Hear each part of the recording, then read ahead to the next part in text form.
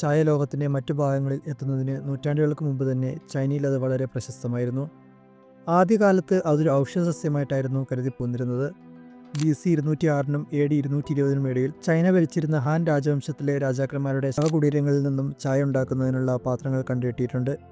9-ാം നൂറ്റാണ്ടിൽ ടാങ് രാജവംശകാലത്താണ് ചായ ചൈനീസ് സംസ്കാരത്തിലെ ഒരു അവിഭാജ്യ ഘടകമായി മാറുന്നത്. ഇതേ കാലയളവിലാണ് ലിയു എന്ന എഴുത്തുകാരൻ ചായയെക്കുറിച്ചുള്ള ആദ്യ കൃതിയായ ക്ലാസിക് ഓഫ് ടീ രചിക്കുന്നത്. ഇതിനു തൊട്ടു പിന്നാലെ ചൈനയിൽ പഠനത്തിനായി പോയ ജപ്പാനീസ് സന്യാസിമാർ ചായ ആദ്യമായി ജപ്പാനിലെത്തിച്ചു. ബുദ്ധമതവും സെൻ മതവുമാണ് ചായ സംസ്കാരത്തിന്റെ ജപ്പാനിലെ വളർച്ചയ്ക്ക് അടിത്തറവാകിയത്. 16-ാം നൂറ്റാണ്ട് വരെ ചായയെക്കുറിച്ച് യൂറോപ്പിൽ അറിഞ്ഞിരുന്നില്ല.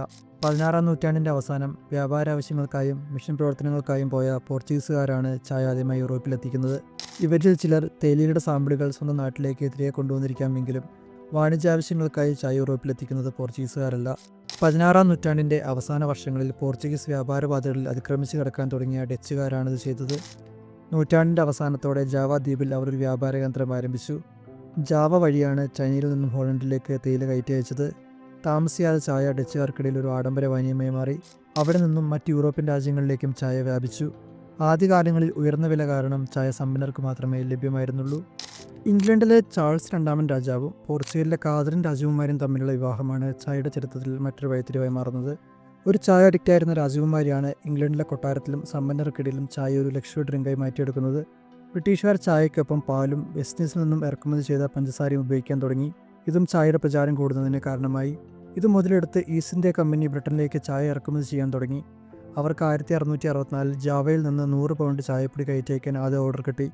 എന്നാൽ അപ്പോഴും ചൈനയിൽ നിന്നുള്ള ചായ ഇറക്കുമതിയുടെ കുത്തക ഡച്ചുകാരുടെ കൈവശമായിരുന്നു. ഇത് ബ്രിട്ടീഷുകാരെ മറ്റ് സ്ഥലങ്ങളിൽ തേയിലക്കൃഷി തുടങ്ങുന്നതിന് പ്രേരിപ്പിച്ചു.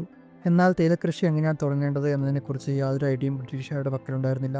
ഇതിന് കാരണം ചൈനക്കാർ തങ്ങളുടെ തേയിലത്തോട്ടങ്ങളിലേക്ക് ആരും പ്രവേശിപ്പിച്ചിരുന്നില്ല എന്നതായിരുന്നു. വളരെ രഹസ്യമായിട്ടായിരുന്നു അവരുടെ തേയിലക്കൃഷി. 1848 സ്കോട്ട്ലാൻഡിൽ നിന്നുള്ള റോബർട്ട് ഫോർച്യൂൺ എന്ന ബൊട്ടാണിസ്റ്റ് വേഷം മാറി ചൈനയിലെത്തി. തേയിലയുടെ വിത്തുകളും സാമ്പിളുകളും കൃഷി ചെയ്യേണ്ട പ്രാഥമിക അറിവുകളും ഇന്ത്യയിലെത്തിച്ചു. ഒപ്പം 80 വിദഗ്ധരായ ചൈനീസ് തൊഴിലാളികളും ഫോർച്യൂണിനൊപ്പം ഇന്ത്യയിലെത്തി. ആ ചെടികൾ അവർ ഡാർജിലിംഗിലെയും അസാമിലെയും കുന്നിൻ ചെടികളിൽ നട്ടുപിടിപ്പിച്ചു. തുടർന്ന് നീലഗിരിയിലും ഹിമാചൽ പ്രദേശിലെ കാംഗ്ര താഴ്വരയിലും തേയിലക്കൃഷി ആരംഭിച്ചു. 50 വർഷം കൊണ്ട് ബ്രിട്ടൻ തേയില സാമ്രാജ്യത്തിന്റെ അമരത്തെത്തി. 1900 ഏകദേശം 75 ദശലക്ഷം കിലോഗ്രാം തേയില ഇന്ത്യയിൽ നിന്ന് യൂറോപ്പിലേക്ക് കയറ്റി അയച്ചു. അപ്പോഴേക്കും ചൈനീസ് തേയില കയറ്റുമതി 90% നിന്നും വെറും 5% കുറഞ്ഞിരുന്നു. അപ്പോഴും ഇന്ത്യയിലെ ചായ ഉപഭോക്താക്കൾ ബ്രിട്ടീഷ് പൗരന്മാരോ ഇന്ത്യയിലെ സമ്പന്നരോ ആയിരുന്നു. 1880-കളിൽ ഡാർജിലിംഗ് ഹിമാലയൻ റെയിൽവേ തുറന്നതോടെ ചായ രാജ്യത്തിൻ്റെ എല്ലാ ഭാഗങ്ങളിലേക്കും വ്യാപിക്കാൻ തുടങ്ങി. ഇന്ത്യ തന്നെ ഒരു വലിയ ചായ മാർക്കറ്റായി ഉയർന്നു വന്നു. എന്നാൽ ഒന്നാം ലോക മഹായുദ്ധത്തിന് ശേഷം 1920-കളിൽ മാത്രമാണ് ചായയ്ക്ക് ഇന്ന് കാണുന്ന രീതിയിലുള്ള പ്രശസ്തി ഇന്ത്യയിൽ കിട്ടുന്നത്. ബംഗാൾ മുതൽ പഞ്ചാബ് വരെയുള്ള റെയിൽവേ സ്റ്റേഷനുകളിലാണ് ചായ വിൽക്കുന്നവർ ആദ്യമായി സ്റ്റവും കെറ്റിലുമായി ചായക്കടകൾ ആരംഭിക്കുന്നത്. തുടർന്ന് റെയിൽവേ ഗതാഗതം ഇന്ത്യയിൽ വികസിച്ചതോടെ ചായയും ഇന്ത്യയുടെ മറ്റു ഭാഗങ്ങളിലേക്ക് എത്തിച്ചേർന്നു. 1980-കളോടെ ചായ ഇന്ത്യക്കാരുടെ ജീവിത രീതിയുടെ ഭാഗമായി. കേരളത്തിലെ തേയിലക്കൃഷിയുടെ ചരിത്രം പ്രധാനമായും ബ്രിട്ടീഷ് കൊളോണിയൽ ഭരണകാലത്താണ് ആരംഭിക്കുന്നത്. 1857 ബ്രിട്ടീഷ് റെസിഡന്റായിരുന്ന ജോൺ ഡാനിയൽ മൺറോ മൂന്നാറിലെത്തുന്നു. തിരുവിതാംകൂറും സമീപ സംസ്ഥാനങ്ങളുമായി നിലനിന്നിരുന്ന അതിർത്തി തർക്കം പരിഹരിക്കാനാണ് അദ്ദേഹം എത്തിയത്. എന്നാൽ മൂന്നാറിൻ്റെ പ്രകൃതി സൗന്ദര്യം അദ്ദേഹത്തെ ആകർഷിച്ചു. മൂന്നാറിൻ്റെ തേയില സാധ്യതകൾ തിരിച്ചറിഞ്ഞ അദ്ദേഹം 1877 പൂഞ്ഞാർ രാജകുടുംബത്തിൽ നിന്ന് കണ്ണൻദേവൻ ഹിൽസ് പാട്ടത്തിനെടുത്തു. 1879 അദ്ദേഹം north Travancore land and planting and agricultural society സ്ഥാപിച്ചു.